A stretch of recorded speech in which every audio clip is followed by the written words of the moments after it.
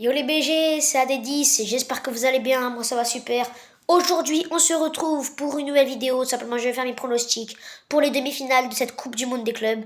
Donc j'espère que ça vous plaira, n'hésitez pas à vous abonner, liker la vidéo si ça vous plaît, activer la cloche de notification pour ne pas rater les prochaines vidéos qui arrivent. D'ailleurs, comme il n'y a pas eu de débrief sur cette Coupe du Monde des clubs, il y a que... En fait, je fais des vidéos pronostics à chaque tour, comme j'ai fait, phase de poule, huitième, quart, les demi là aujourd'hui, et la finale après. Il y aura un débrief global de la Coupe du Monde des clubs, vous inquiétez pas. Dès que la Coupe du Monde des clubs se finira, le lendemain, je ferai un débrief vraiment global de la Coupe du Monde des clubs, où je parlerai des matchs marquants, des moments marquants, du meilleur joueur, de la meilleure révélation, du meilleur jeune, meilleur gardien, tout ça, tout ça. Donc vous inquiétez pas, il y aura un débrief global de la Coupe du Monde des clubs dès qu'elle se finit. Là aujourd'hui, je vais faire mes pronostics pour les demi-finales de la Coupe du Monde des clubs. Donc, on a deux matchs qui nous attendent. On a aujourd'hui, à l'heure où je tourne la vidéo, ce soir, on a le premier match, la première demi-finale, Fluminense-Chelsea. Et demain, on a le match tant attendu, le match de l'année, très clairement. PSG Real Madrid, les retrouvailles avec le Kicks. Directement, on va commencer avec mon pronostic et mon analyse sur le premier match, Fluminense-Chelsea. Donc, Fluminense qui est la surprise, très clairement, de cette demi-finale. Une équipe vraiment très surprise qui a fait en vrai pour l'instant un beau parcours. 5 matchs, 3 victoires, 2 matchs nuls. Pour l'instant, ils sont invaincus dans cette Coupe du Monde des clubs. Ils ont même en phase de poule, ils n'ont pas perdu. Ils ont fait match nul 0-0 face à Dortmund en dominant le match. Ils ont gagné 4 buts à 2 face à Ulsan.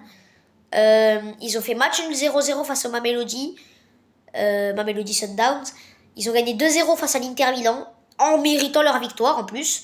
Et ils ont gagné 2 buts à 1 face à Al Hilal. Donc, c'est 8. Fluminense, en 5 matchs, c'est 8 buts marqués et c'est que 3 buts encaissés.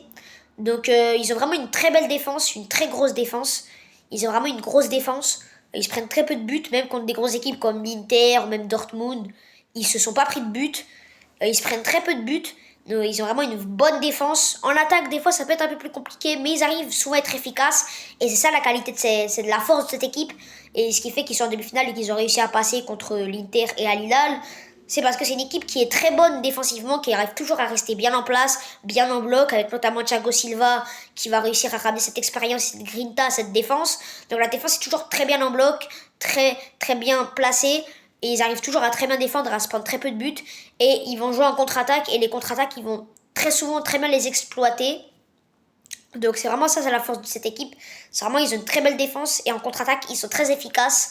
Ce qui fait qu'ils sont en demi-finale. En termes de joueurs dangereux, j'en ai noté 3. Le premier, c'est en défense, c'est Thiago Silva. Qui, mine de rien, est toujours là. Comme j'ai dit, il ramène cette expérience, cette grinta, ce calme. Donc un peu ce côté capitaine en fait, c'est le capitaine de cette équipe. Et même il fait une bonne Coupe du Monde des clubs, il est encore très bon. Contre l'Inter et Dortmund, il a été très bon. Non, il a encore le niveau. Il fait une grosse Coupe du Monde des clubs, que ce soit sportivement, même dans les vestiaires, c'est quelqu'un de très important. C'est le pilier de cette défense. Thiago Silva, c'est toujours compliqué de le passer, je pense, en 1 contre 1.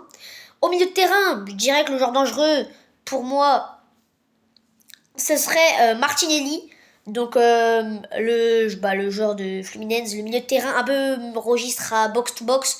Martinelli, bon, c'est pas le Martinelli d'Arsenal, vous inquiétez pas. Il n'est pas encore titulaire indiscutable, il sort très souvent. Premier match, il est sorti à 14 minutes de la fin. Deuxième match, il est sorti à 30 minutes de la fin. Troisième match, il est sorti à 13 minutes de la fin. Le quatrième match, il est sorti à 30 minutes de la fin. Et le cinquième match, il était sur le banc et il est rentré à la mi-temps. Donc, c'est pas un joueur indiscutable, mais quand il joue, il est plutôt bon. Il a notamment marqué face à Al Hilal en quart de finale cette Coupe du Monde des clubs. C'est un joueur important, c'est un joueur de un peu dans l'ombre, on va dire, mais qui est assez intéressant.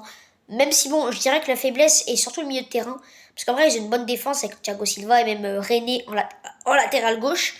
Mais le milieu de terrain, je dirais que c'est vraiment la faiblesse. Et en attaque, ils ont vraiment une belle pioche avec le petit Arias. John Arias, qui est vraiment un très bon joueur, qui n'a pas encore fait de grandes stats en Coupe du Monde des clubs pour l'instant. C'est que un but et une passe D contre Ulsan. Il n'est pas décisif, mais c'est vraiment un joueur très dangereux sur le terrain. C'est vraiment l'arme fatale de cette attaque de Fluminense. Un joueur qui percute, un joueur qui est technique, un joueur qui dribble, un joueur petit mais très technique, très rapide. et qui peut faire beaucoup de dégâts. C'est pas un joueur qui va beaucoup stater, même dans le championnat brésilien, c'est pas un joueur qui va beaucoup stater, c'est pas un joueur qui va beaucoup marquer ou faire de passes D, mais sur le terrain un peu à la Jérémy Doku, c'est un peu le même profil, hein, évidemment, en moins talentueux, en moins bien, mais c'est un peu le même profil. Ils sont tous les deux petits, très rapides, très techniques, qui va toujours faire très mal à l'adversaire, mais c'est pas un joueur qui va beaucoup marquer et beaucoup faire de passes D, mais sur le terrain c'est vraiment un joueur dangereux. Donc voilà, Fluminense a des qualités. De l'autre côté, on a Chelsea. Chelsea qui fait pour l'instant une bonne Coupe du Monde des clubs. 5 matchs, 4 victoires, 1 défaite. Une victoire 2-0 face à Los Angeles FC, l'équipe de Giroud. Enfin, l'ancienne équipe de Giroud et celle de Loris. Ils ont perdu 3-1 face à Flamengo. Ils ont gagné 3-0 face à l'Espérance Tunis. Ils ont gagné 4-1 face à Benfica. Et ils ont gagné 2-1 face à Palmeiras. Donc c'est la 3e équipe brésilienne que Chelsea affronte, mine de rien. Ils ont affronté Flamengo, ils ont perdu. Ils ont affronté Palmeiras, ils ont gagné avec un but d'avance. Donc les équipes brésiliennes arrivent souvent à mettre à mal cette équipe de Chelsea.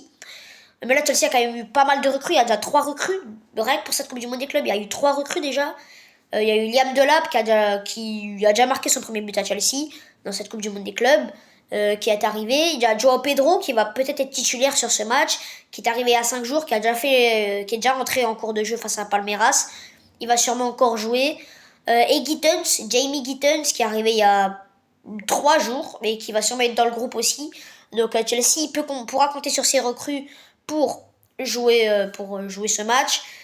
Je trouve que c'est une équipe qui monte en puissance au fur et à mesure de la compétition. Je trouve vraiment que c'est une équipe qui monte en puissance. Ils n'ont pas encore affronté de grosses équipes, genre ils n'ont pas encore affronté un gros. Et c'est ça aussi que j'attends à Chelsea pour savoir vraiment comment on peut estimer leur niveau. Parce qu'ils n'ont pas encore affronté de grosses équipes. Mais pour l'instant, ça reste un Chelsea satisfaisant. Un Maresca qui cherche des idées, même si vraiment il y a pas mal de joueurs ça m'énerve de voir leur placement. Quand tu vois Gusto qui est en latéral inversé, au milieu de terrain, ça m'énerve. Quand je vois un Palmer qui est en 10 alors que même en 10, voire ailier gauche alors que c'est pas du tout son poste, ça m'énerve aussi. Donc Maresca a beaucoup de mauvais choix, notamment sur les placements des joueurs, même sur leur manière de jouer. Mais il tente des choses. Il a tenté de nouvelles choses encore dans le match en quart de finale. Mais il faut vraiment que Maresca se réveille parce qu'il a une équipe, vraiment, il a une équipe de fou. Genre vraiment, l'équipe de Chelsea, vraiment, c'est une équipe de malades. T'as Cucurella, t'as Gusto, t'as James, t'as Chalobah, t'as Colwill, Tozin. En défense, t'as Enzo, Caicedo, André Santos, Lavia, Esugo, Palmer au milieu. En attaque, t'as déjà 3 recrues, Gittens, Pedro, Delap, t'as encore du Nkunku, t'as encore du Madueke, même s'il pourrait partir, t'as du Pedro Neto. T'as plein de genres de malades mentales et ton mercato est même pas fini encore. Il y a encore des rumeurs avec Ekitike, il y a des rumeurs avec Kudus. Donc Chelsea a vraiment une très très grosse équipe sur le papier. Maintenant, il faut réussir à les faire jouer. Même si Maresca, pour l'instant, c'est assez compliqué, mais voilà. Chelsea a beaucoup de très bons joueurs. Pour l'instant, il faut une Coupe du Monde des clubs satisfaisante. Ils ont maintenant l'habitude, j'ai l'impression, d'affronter des équipes brésiliennes. Ça va être une équipe compliquée à battre. Ça va être un match assez serré, je pense. Parce que, comme j'ai dit, Fluminense, c'est vraiment une équipe très belle, très très bonne défensivement, qui encaisse très peu de buts et qui est très efficace en contre-attaque.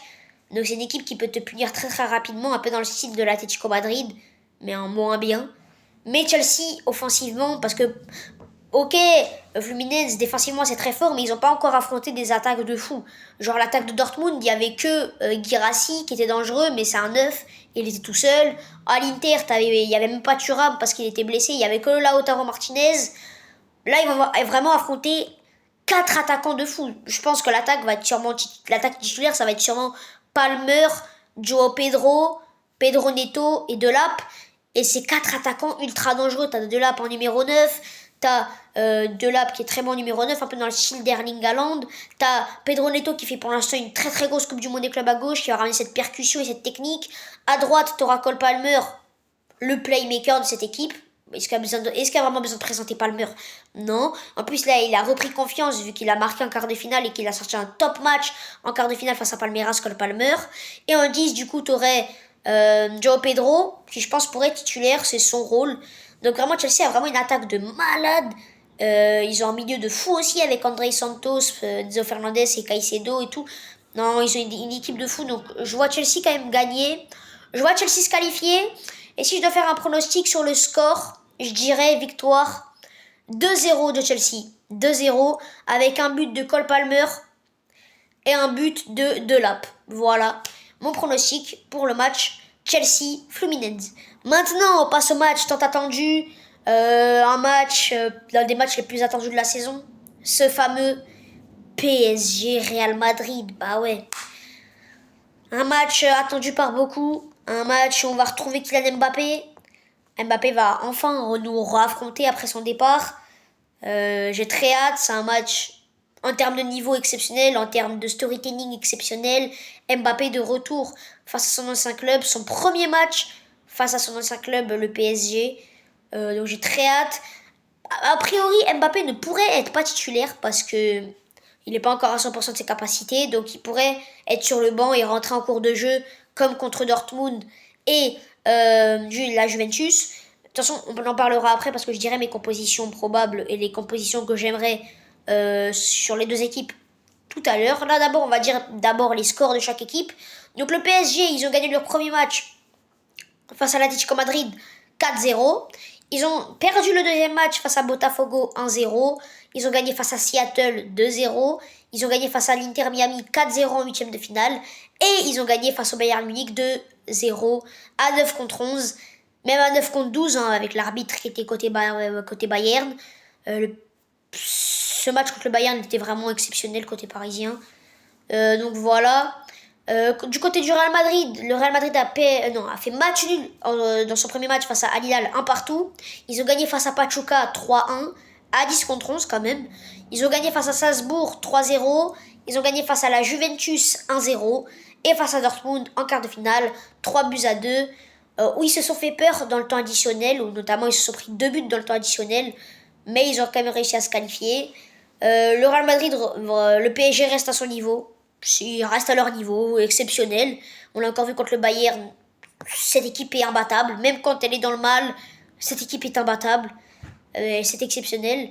Et on a un Real Madrid qui s'améliore vraiment de plus en plus. Avec Xabi Alonso, depuis le match contre Salzbourg, il y a vraiment de très bonnes choses. Même s'il y a encore des choses à régler. Et maintenant, les deux équipes ont écopé d'un carton rouge.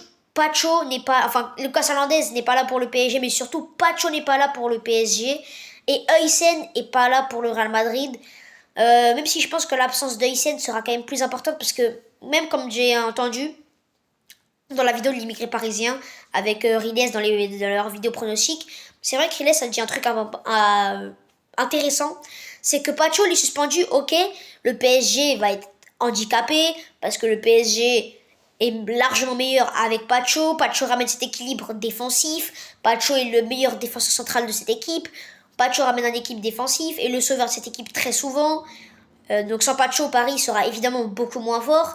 Mais Paris, pendant un an, ils ont eu le temps de jouer sans Pacho. Il y a déjà eu quelques matchs où notamment Pacho ne jouait pas. Donc il y a déjà eu des automatismes qui se sont créés sans Pacho. Alors que Huysen, côté Real Madrid, depuis que Xabi Alonso est arrivé, Huysen joue tous les matchs titulaires 90 minutes. Il n'est jamais sorti encore en cours de jeu. Donc là, ça va être le premier match sous Xabi Alonso sans Huysen. Et Huysen est la pièce maîtresse de ce Real Madrid version Xabi Alonso. Parce que c'est lui qui va faire les relances, c'est lui qui rassure cette défense, c'est lui qui fait les relances au pied, c'est lui qui se projette. Et c'est un peu lui la pièce maîtresse qui fait que ce Real Madrid est vraiment très très bon. Et là, il n'est pas là. Et le Real Madrid n'a fait encore aucun match sans Huysen comparé au PSG, où ils ont déjà fait des matchs sans Pacho.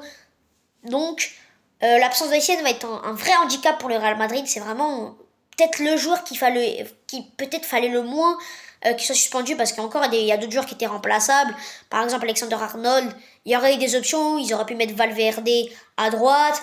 Même si, par exemple, c'était un Gonzalo Garcia, ils auraient pu faire une attaque Mbappé-Vini. Si c'était un milieu de terrain, il y aurait eu des options sur le banc.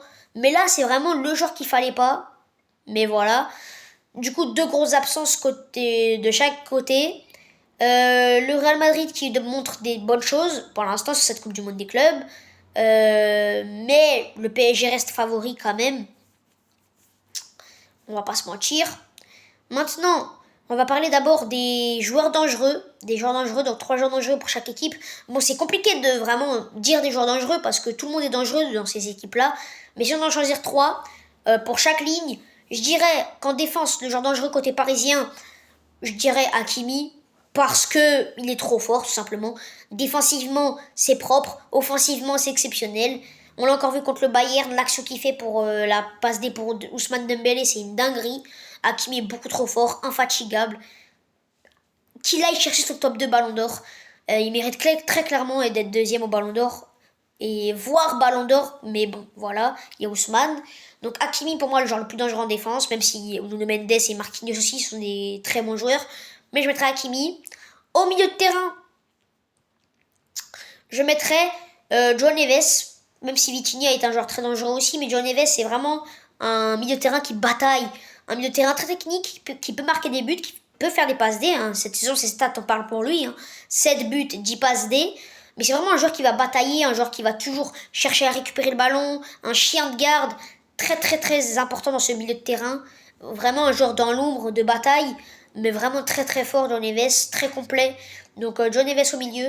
Et en attaque, bon, à choisir, je dirais quand même Ousmane Dembélé, quand même, on va pas être original. On va dire Ousmane Dembélé quand même, qui est le favori au Ballon d'Or, donc t'es obligé de le mettre. Voilà. On passe au joueur dangereux côté Real Madrid. Bon, du coup, en défense, je comptais dire Huysen. Mais du coup, il n'y a pas Huysen, donc je dirais...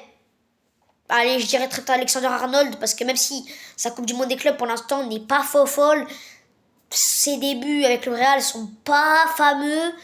C'est l'un des joueurs les moins performants du 11 de départ de Xabi Alonso pour l'instant.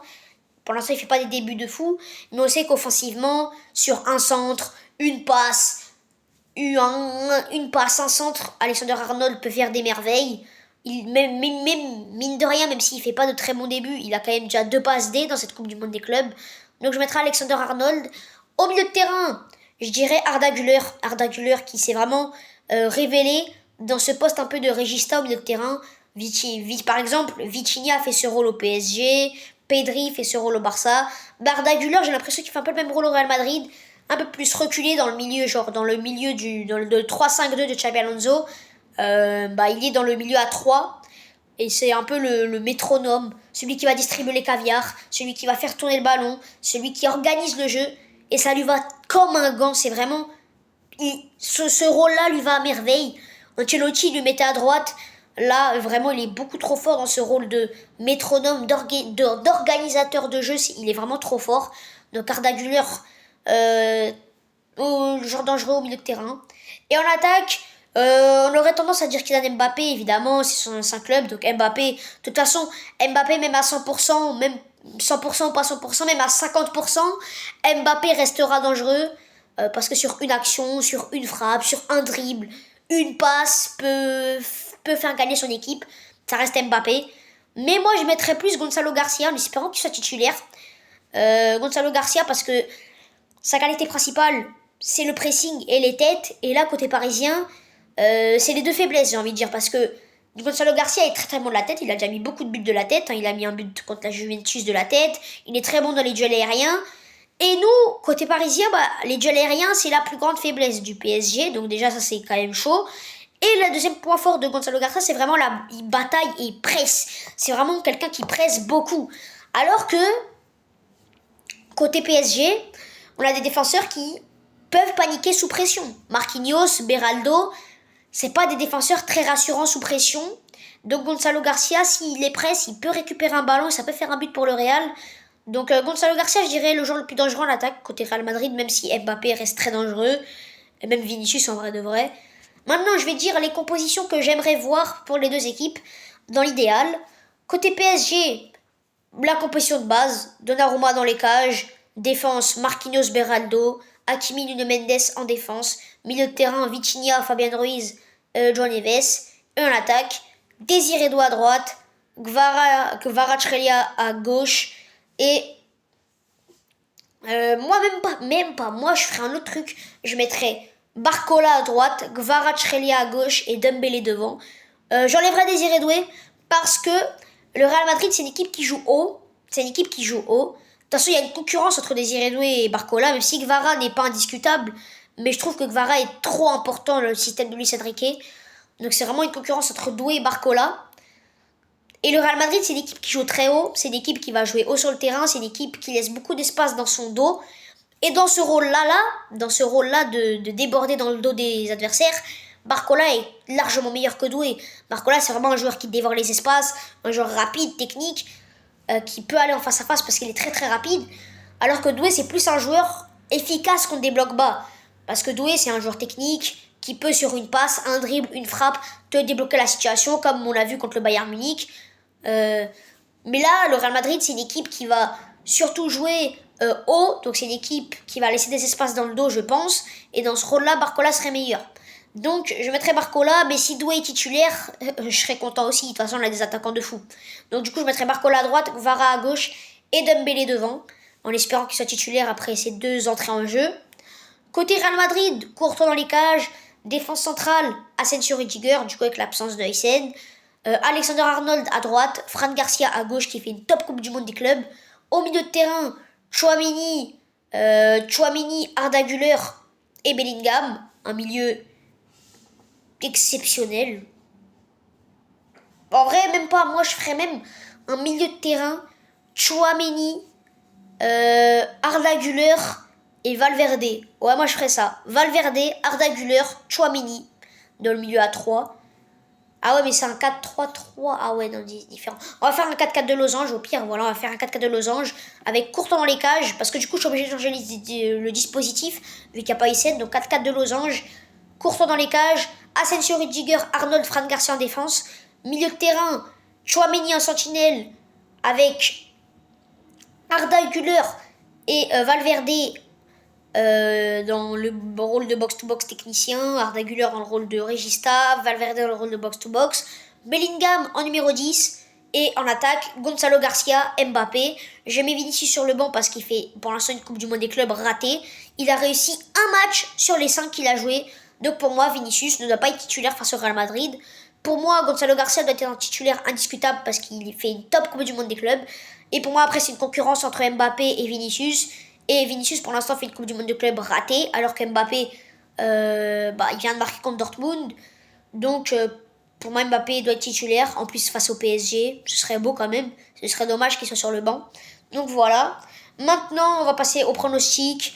Moi, je vois, en espérant que ça ne porte pas l'œil, mais je vois une victoire du PSG. 3-2. Je vois un match à beaucoup de buts, parce que cette défense du PSG est un peu plus friable que d'habitude, notamment avec cette défense centrale Marquinhos Beraldo qui me rassure pas de ouf. Et le Real Madrid aussi qui a perdu Hysén et qui ont du coup une défense assez friable, notamment sur le côté droit d'Alexander Arnold, ou même sur le côté de Rudiger. Donc les deux équipes ont des défenses amoindries. Donc je vois un match avec pas mal de buts, mais je vois le PSG quand même gagner 3-2 avec un but d'Ousmane Dembélé et un doublé de Kvaratskhelia pour le PSG. Et côté Real Madrid, je vois un but de Kylian Mbappé et un but de Jude Bellingham. Donc voilà les amis, j'espère que cette vidéo vous aura plu. Nous on se dit à très très vite pour de prochaines vidéos. Allez Paris, c'est à les amis, prenez soin de vous. Ciao.